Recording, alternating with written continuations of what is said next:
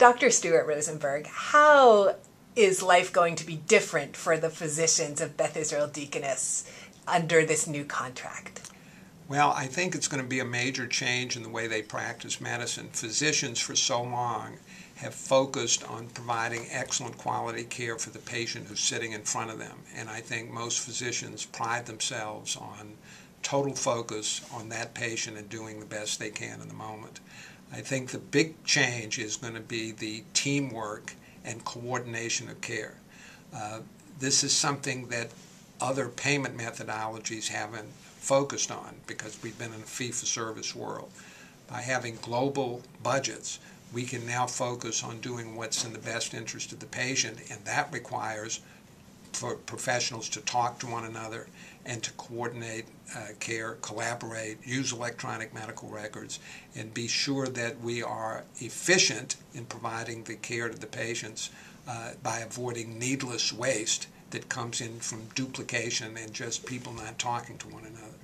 So in the beginning, doctors are going to be somewhat discomfited by the fact that it's new and different. We've practiced the old way for a long time. I've been held in esteem and told that I'm doing a great job, and now we've got to change. So change is difficult. I think once we get some practice in the new way, the doctors are going to take a lot more pride in their work and feel better about the care that they're giving to the patients. And the physicians do run the risk that if they overspend and overorder, then they pay the penalty. Is that correct? That's correct.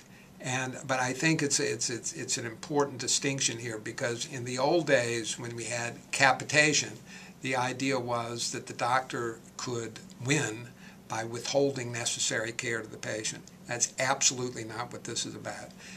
First of all, if there is a surplus, the physician only is able to get the surplus if they simultaneously score very high on predetermined quality scores. So the two have to be measured simultaneously.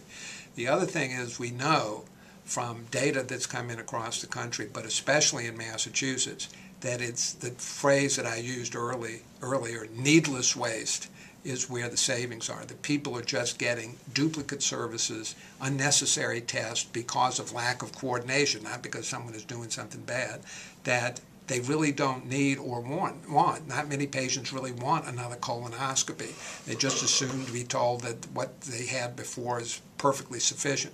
So we're talking about getting rid of the waste, not needed services. And how about the redistribution of income, shall we say, between primary care and specialists? Well, we could call it a redistribution, or primary care docs would probably say a long overdue recognition for the work that they do. Mm-hmm. And we have had an underinvestment in primary care for decades, and that specialty has been neglected. Not enough people are going into it.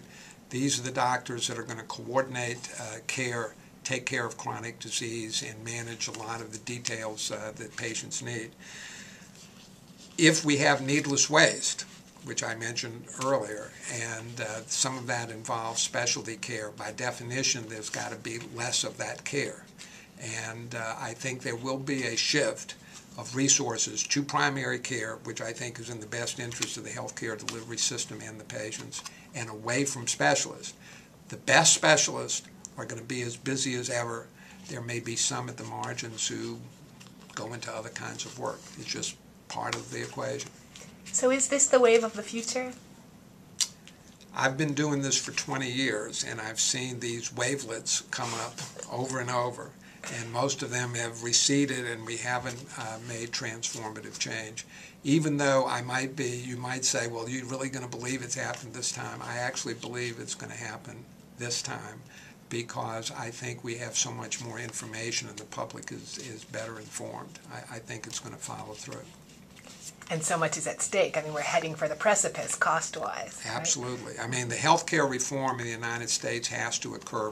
If they repealed all the federal legislation, we're left with almost exactly the same problem, and we're going to have to come up with a solution. So my idea is, let's just get on with the solutions and not wait for the government to pass a law.